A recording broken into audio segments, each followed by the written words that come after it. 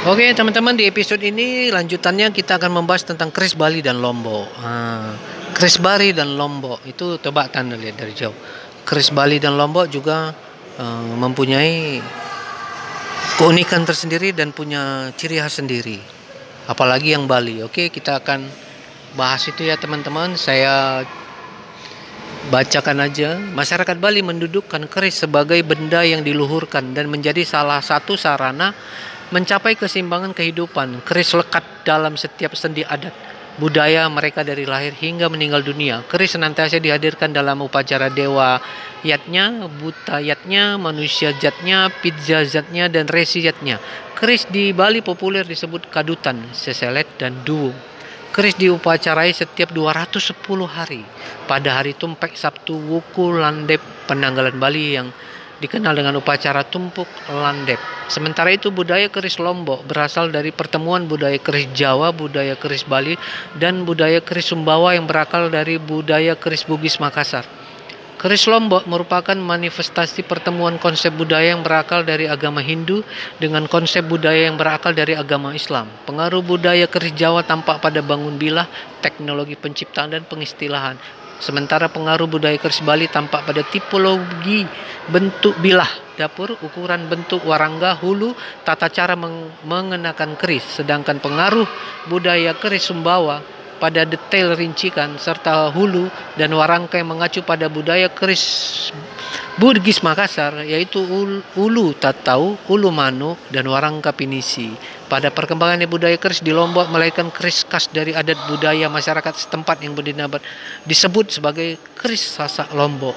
Jadi keris-keris di Bali, Lombok, Madura, dan juga di Bugis, pengaruh Jawanya luar biasa, teman. Dari Jawanya memang luar biasa. Oke teman-teman, kita lihat dulu ya. Ini keris dari untuk Lombok. Keris Lombok, wah itu banyak, ada permata, ada itu hiasan-hiasan mahal semua ini teman-teman. Nah ini ada hiasan-hiasan mahal semua nih. Memang ini dimiliki oleh petinggi-petinggi kerajaan, punggawa. Ini dari diasi merah delima 8 buah. Wah gila nih. Bali Lombok. Wah ini udah pasti keris-keris di sini udah sakti mandraguna teman-teman. Hanya pemilik yang mengerti perawatan-perawatannya. Kayu ukir dengan mendak perak dihiasi merah delima 8 buah. Anda bisa lihat tuh merah delimanya kan? Tuh merah delima. Bayangkan di zaman dulu emas dan merah delima bisa dilengket. Wah canggih teman-teman. Ini bukan keris sembarang keris teman-teman. Ada hiasan merah delima. Ini lagi dari Bali Lombok, tanda gojong patah 3, Bugis, benturan Bugis Bugisnya ada, Lombok Bugisnya ada tadi ya. Balinya, nah tuh lihat teman-teman, ada merah delimanya. Di sini kerisnya ada merah delima, dikelilingi 8 buah merah delima. Jadi keris-keris dari sini daerah Bali Lombok dan daerah mana di Bali, Sumbawa, Lombok itu dikelilingi ada banyak itu merah delimanya teman-teman.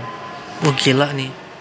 Seperti kita ketahui kalau udah ada urusan berbaur aura mistis, merah delima itu udah punya power yang nggak main-main teman-teman. Oke teman-teman, inilah keris-keris sakti dari Bali dan Lombok. Ini Anda nggak bisa sembarangan punya nih teman-teman. Iya nggak bisa. Tuh lihat teman-teman. Kerisnya tuh merah delimanya besar banget tuh. Jangan-jangan ini malam-malam bisa keluar sendiri. Kali mungkin ya kan. Tuh gambar merah delimanya. Artinya apa? Memang keris ini dibuat dengan suatu pola yang seperti di sejarah keris itu diiringi dengan spiritual, tidak sembarangan ya. Harinya hari apa, bagaimana cara membuatnya, diiringi dengan kekuatan-kekuatan gaib. Jadi itu hal yang wajar dan itu ada di Indonesia, apalagi pembuatan keris. Bahkan di daerah-daerah tertentu kami pernah melakukan penelitian di perbatasan Aceh dan Sumatera Utara. Bahkan di Aceh sendiri, yaitu di Kabupaten Aceh Tamiang, ada sebuah kisah tentang kisah-kisah Majapahit di sana. Itu sampai sekarang masih ada keris terbang. Di beberapa daerah di perbatasan Aceh Sumut yang pernah kami peneliti sampai ke pedalaman sana, itu masih ada di makam-makam tertentu, makam keramat itu masyarakat mengetahui bahwa keris itu terbang.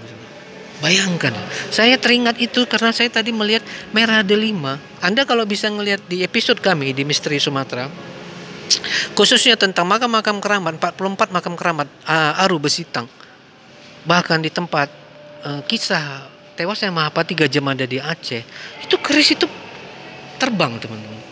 Dan masyarakat melihat itu, dia terbang dan dia kembali.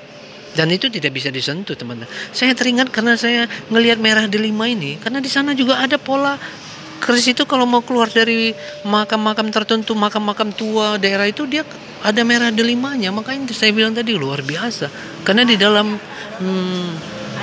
pembangunan hal-hal gaib, apalagi keris, merah delima ini memang pengaruhnya besar, teman-teman. Luar biasa, teman-teman. Oke, teman-teman. Jadi keris Bali dan Lombok itu punya pengaruh dari merah delima. Teringat saya, kami melakukan penelitian di perbatasan Aceh dan Sumut, tepatnya di daerah Besitang sana, dan di Aceh Tamiang. Itu pernah kami mendengar kisah-kisah ini. Adanya merah delima, setiap keris itu keluar dari makam-makam tertentu. Anda bisa lihat deh di episode-episode kami itu ada di bawah. Jadi ini baru kami lihat loh ini. Keris yang ada merah delimanya ternyata seperti ini. Ini, tuh ada keris merah delima. Ditulis ya, saya lihat lagi nih ya. Kayu ukir dengan mendak nih. Kayu ukir dengan mendak perak dihiasi merah delima 8 buah nih. Merah delima ini saya masih teringat banget itu tentang keluarnya Mesir keris dengan ada merah delima di perbatasan Sumatera Utara di beberapa makam keramat. Wow, keren. Apakah ada hubungannya dengan ini? Ya kita tidak tahu juga ya. Oke, teman-teman. Untuk keris Bali dan Lombok mungkin sampai di sini saja di episode ini, teman-teman. Kita akan lanjut, teman-teman. Ikuti terus episode ini karena kami akan tutup dengan keris dari Majapahit. Keris super sakti yang misterinya luar biasa. Oke, teman-teman, sampai di sini dulu ya. Kita lanjut di episode berikutnya.